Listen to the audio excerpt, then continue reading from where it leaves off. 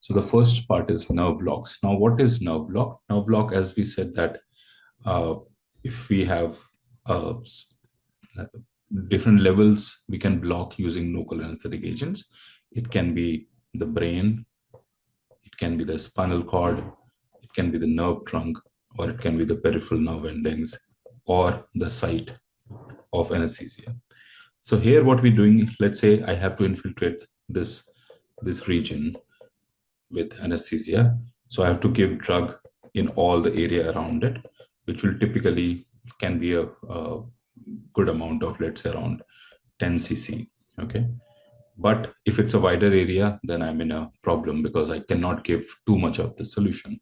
So in those conditions, what we do is if we block this nerve here, right here, so this whole area wherever this nerve supplies will be anesthetized. Okay. And to block this nerve, typically I would not need more than 2 to 3 ml or of local anesthetic agent. So in a much less amount, I can anesthetize a wider area. Obviously, sometimes it is desirable, sometimes it is not desirable. For example, if there's a very small area to be operated, I do not want to anesthetize too much of an area also because the patient will be a little uncomfortable with that. So depending on the cases, we can either go for nerve blocks or we can use field blocks. Even if more area is needed, we can go for spinal blocks and then we can go for GA. So this is how we generally choose what anesthesia to be used. As in surgery, in anesthesia also the rule is same, that you will use bare minimum which is needed and not more than that. Okay, so this is called nerve blocks. So whenever we infiltrate the drug around the nerve trunk and we use it for surgeries, it is called nerve blocks. It can be used for pain treatment. Now, sometimes people will have, let's say, in a particular site, it can be the joint, it can be back, it can be one particular area where there's a lot of pain. We can block that nerve which is supplies to that area, and we can cause treatment of chronic pains. Okay. And during surgery, yes, for doing surgery, for getting anesthesia also, and sometimes for diagnostics. Sometimes we feel that a particular pain or particular lesion is because of a nerve. So what we can test is by blocking that nerve, whether the symptoms are relieved or not relieved. This can be a diagnostic test as well. So these are the various uses of nerve blocks. Okay. What are the various nerves? I think if you know the anatomy, if you know the root, any nerve can be blocked. Now, typically, these are some examples. I'm sure there will be much more than that. And as our gadgets are improving, we are using more and more nerves. So for the face, it can be a trigeminal nerve block. As we know, that trigeminal blocks the most of the face on one side. So you can block the nerve and do face surgery. Plexus blocks, it can be a cervical plexus, brachial plexus, and lumbar plexus blocks. Cervical paravertebral blocks can be used mainly for neck pains and shoulder pains. Celiac plexus blocks is very commonly heard whenever we talk about malignancies of pancreas or metastasis in celiac lymph nodes. Generally, it causes a lot of pain, and this pain can be managed by a celiac plexus block. So that is also a nerve block in a way. Intercostal blocks for rib traumas, for some if you have to perform some surgery in chest region, intercostal blocks can be used. We routinely use intercostal blocks either with GA or separately also for doing mastectomies and lumpectomies. We can use that. Femoral nerve blocks can be used for leg and thigh surgeries. Ankle blocks can be used for foot amputations, disarticulations. Obturator blocks can be used. Sympathetic nerve blocks, as we read in Burgess disease, and stellate ganglion block, again for sympathetic overactivity in head and neck region. So these are the some examples. They can be much more. We're using tram blocks and many other blocks now. How to guide? I think this is the main important. Right? It's important to be very accurate that where are you infiltrating this nerve. If you are away from that nerve, maybe with the amount, it will not be successful. So the best thing is to identify and locate the nerve to block that particular nerve. For that, you can use anatomy as guide, and whatever technique you use, anatomy knowledge and knowledge about where the nerve is, where the arteries are, is very important if you want to master this technique. So it's a good idea to refresh your anatomy, go back to anatomy books and read those books about nerves, where are they are. The how, whatever specific nerve, if you can know, rather than going for the main trunk, if you can go to the branch individual and block it, you'll always have better results with less complications. We can use ultrasound. The handheld ultrasounds are available now, which can be used very easily and to guide you. Again, you'll have, this is a skill which can be easily learned. Please do not hesitate in learning this skill. Start using ultrasounds, and very soon you will master that. And then you can be very specific, in very small amount of drug, you'll be able to block the nerves.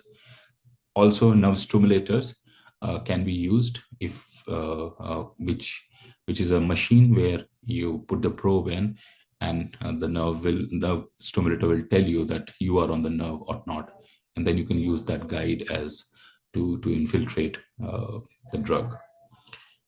I'm showing some examples now. This will be very incomplete kind of a demonstration, because you can I'm just giving examples that you can see anatomy diagrams, and you can see where this particular nerve is, and you can block. So for example, this is trigeminal nerve. We all know that it is just in front of the upper part of the ear.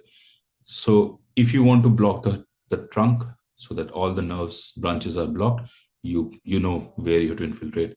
But if I infiltrate here on the lower part of the ear, I know that I will be blocking only the third branch, and mainly the mandibular area and the neck area will be anesthetized. So depending on where I want to work, so for example, if I want to work right in the cheek region, I will block maybe just the second branch and not the whole thing. So this is all you can use.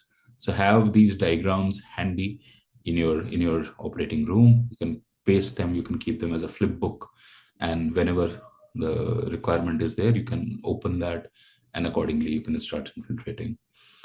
This is a very common block. I think dentists use it, and if you have undergone a dental treatment, you would have faced this. So in the trigeminal groove, in the retromolar trigon, we infiltrate the lingual block or the inferior alveolar nerve, depending on which side. So again, this is also a nerve block, and you see that just a small amount of drug in this area, and it blocks your lips, your tongue, your cheek region, and some part of your face as well. So this is also a nerve block. So similarly, there's so many examples. This is one thing which we use a lot while handling fissures for pain and for treatment. So the guide is, you go direct to the tip of the sacrum, you go in, and as you hit this, you just slightly withdraw and face it upwards. And so you'll in this direction, and this is where all the nerves will be coming out from the hiatus, and you'll be able to block it. It's called a sacral block. You'll be able to perform perineal surgeries very easily, especially like fissures or hemorrhoids, very easily with this block. Okay, and you don't need an anesthetist for this. You can easily do it with your own hands. Similarly, you can the anatomy of femoral nerve. It is there in the femoral triangle.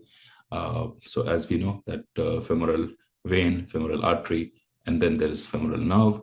So in that order, you have to see. Here again, you can see there's a vein, there's artery, and then there's a nerve. So slightly lateral to the femoral artery, palpate for the pulsations of femoral artery, and lateral to that, you can infiltrate.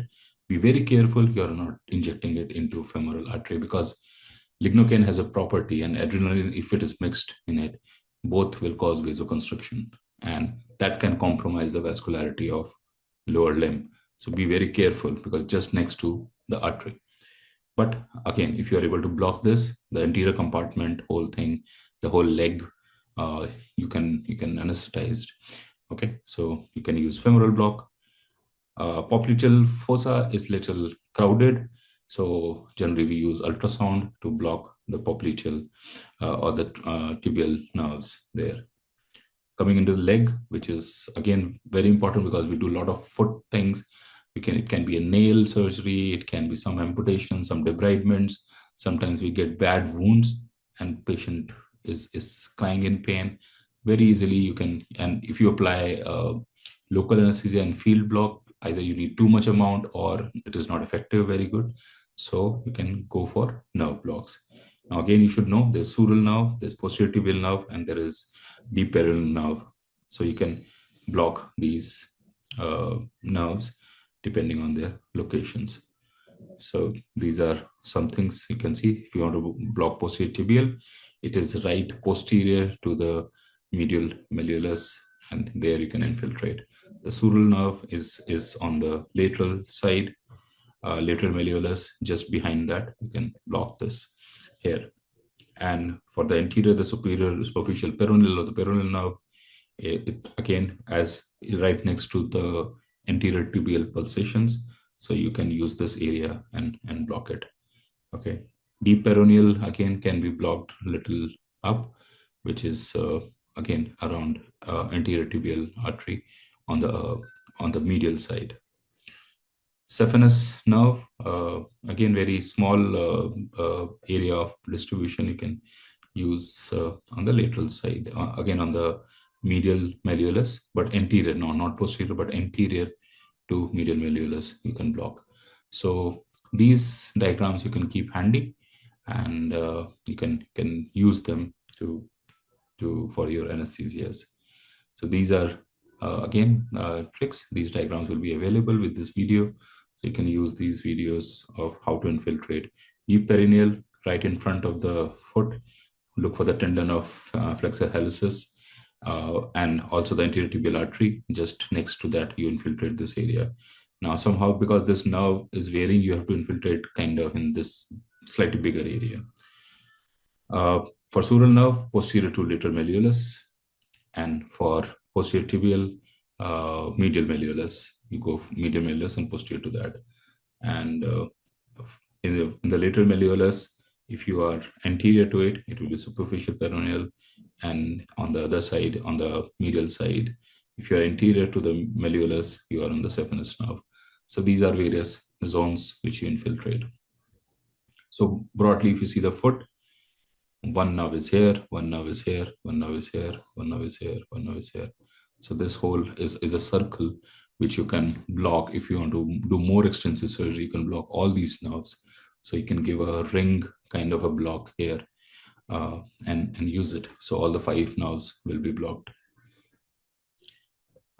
In neck, and there's another scalene nerve, again, can be used rarely, but yes. So I'm just trying to tell you that any nerve, if you know the anatomy where it is, you can block that and have the effect.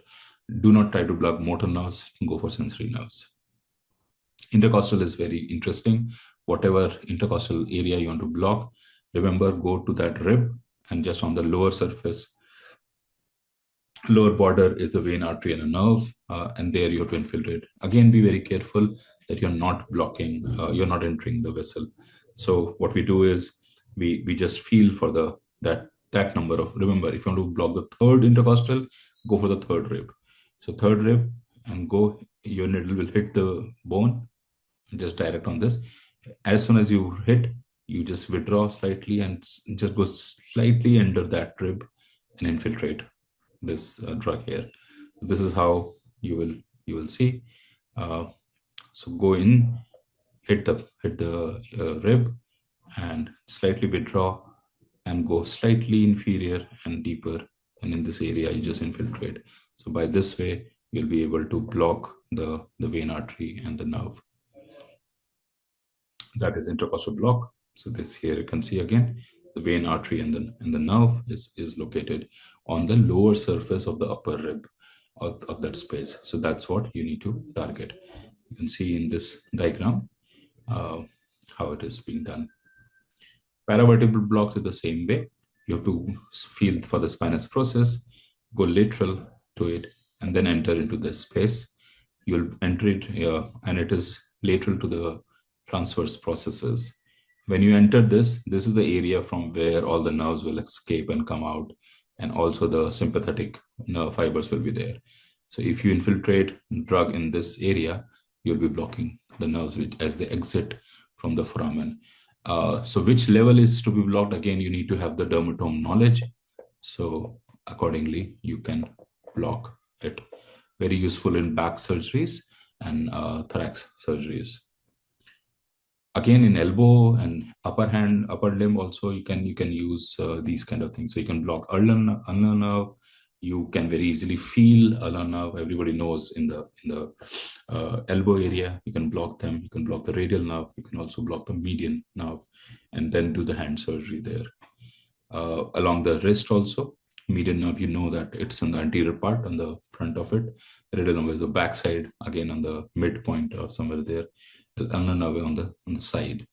So you can block these nerves. This is the example of doing various things. So it is for median nerve, this is for ulnar nerve, and this for radial nerve. Okay. So this is about the nerve blocks. So I hope that you'll feel confident that and you'll start using nerve blocks in your surgeries.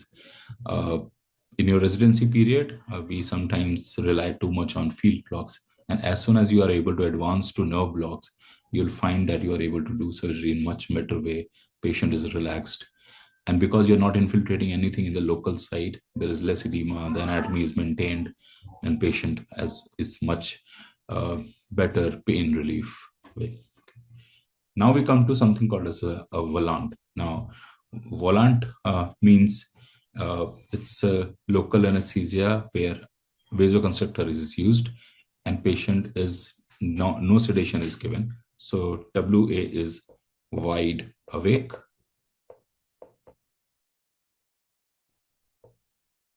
Local anesthesia, no tourniquet.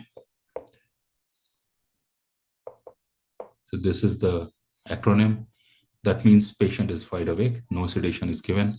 We use local anesthesia along with the vasoconstrictor, along with adrenaline, and no tourniquet.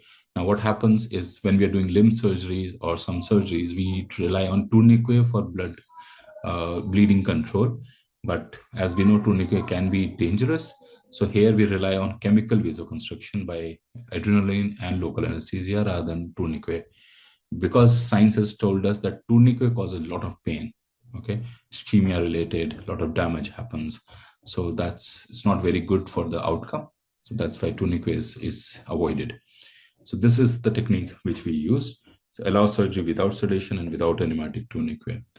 So this is the triad of volant. It's wide awake, local anesthesia, and no tourniquet to be used. Tourniquet, the hemostasis is achieved by epinephrine rather than tourniquet. Now, it has a lot of benefits. Now, from surgeon's perspective, we can ask patient to mobilize, and that can help us in knowing the repair. For example, we're doing, let's say, perical in the perianal areas. We can ask the patient to squeeze and see the control. We can also see if you're doing some tendon repair or something, you can ask the patient to move their hand so that you can anatomically find where which tendon is. That way, it will help a lot during surgery. Okay, hemostasis obviously is better because its epinephrine is there in that area, so the field is clean. You're able to do a better surgery in that way. Efficiency, because anesthesia is not required, the turnover is fast. You can do surgeries faster. The anesthesia time is not there.